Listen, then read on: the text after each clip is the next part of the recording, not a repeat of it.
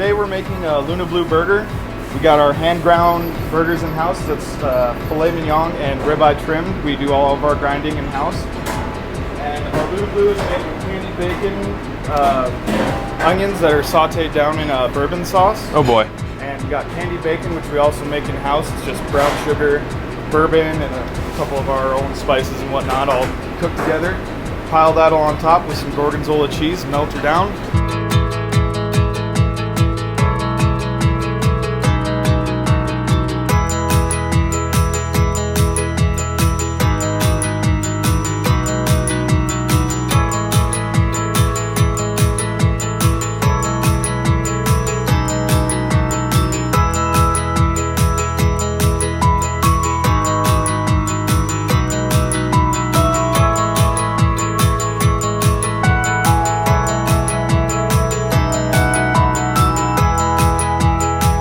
So, gentlemen, before us is the Luna Blue Burger.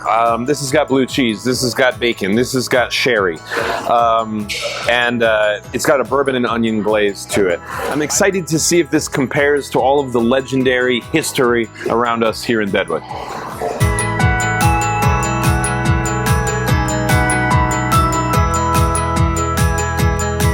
Perfectly pink in the center there. Got a lot of texture. I feel like the funk of the blue cheese is really offset by the sweetness. Like you're not tasting a ton of that blue cheese, even though there's a ton of it in here. So this is actually a blend of filet and ribeye trim. So you've got the leanness, you know, that would be like your 80 coming from the filet, and then you've got your fattiness, the 20 coming from the ribeye. How do you guys feel about that? Pretty unique maneuver, huh? It's kind of like the best of both worlds, right? It's got a really good texture to it.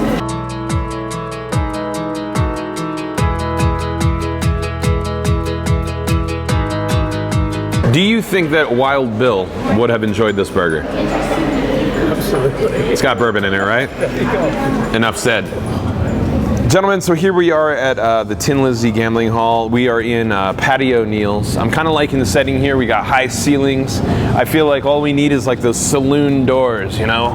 Where's the beef? Was that intimidating? Did that sound cowboy enough? Like, yeah? Was it convincing? Slinging guns. Yeah, where's the beef? Well, the beef is before us, gents. We've got burgers. They've given us each a different cheese selection, but I assume the same patty. I'm gonna load mine up. They've given us options here. We've got lettuce, tomato, pickle, and onion. I think we would just go pickle and onion and see how we feel.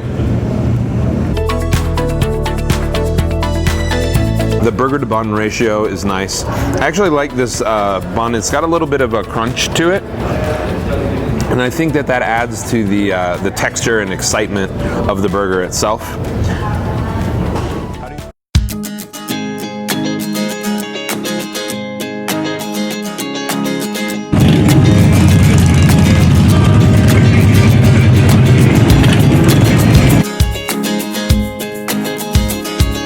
All right, gentlemen, or as we should say here at the Alpine Inn, V Gates. I think that means what's up. I only went to Berlin once, and I wasn't sober for most of it.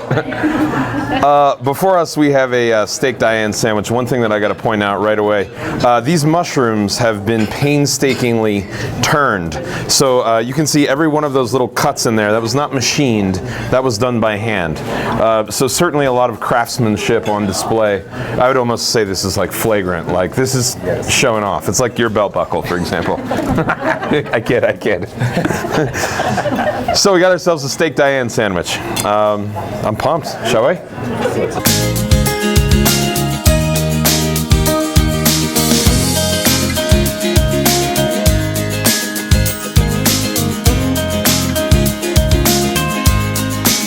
And the toast of the bread is the toughest part of the sandwich, you know what I mean? Your teeth are carving through this like alpine snow. So saucy. There's so much complexity in the sauce too, you know, it's not like you know, beef stew. It's got acidity, it's got brightness, it's got depth.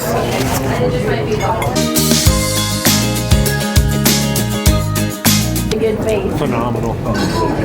Gents, I mean, this is a showstopper sandwich if there ever was one. How do you feel?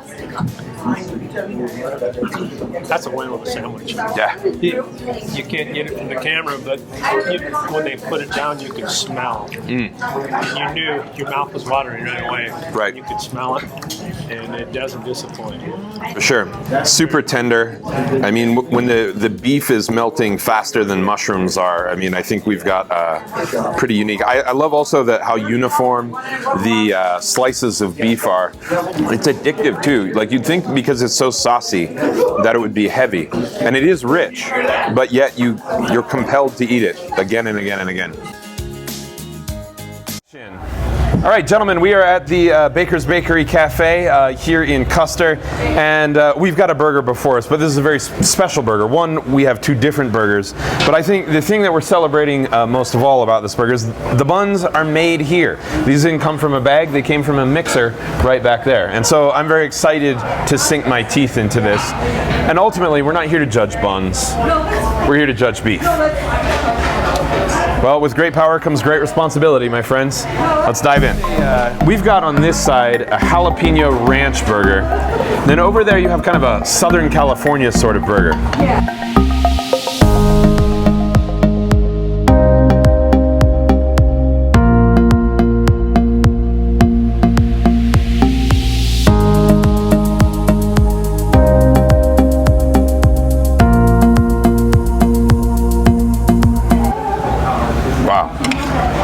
How do you guys feel about the texture of the burger? I'm liking it a lot. I like the ground beef in it. It's not too tightly packed or dry. It's got some juice to it. It's a thick patty too, huh? Beautiful.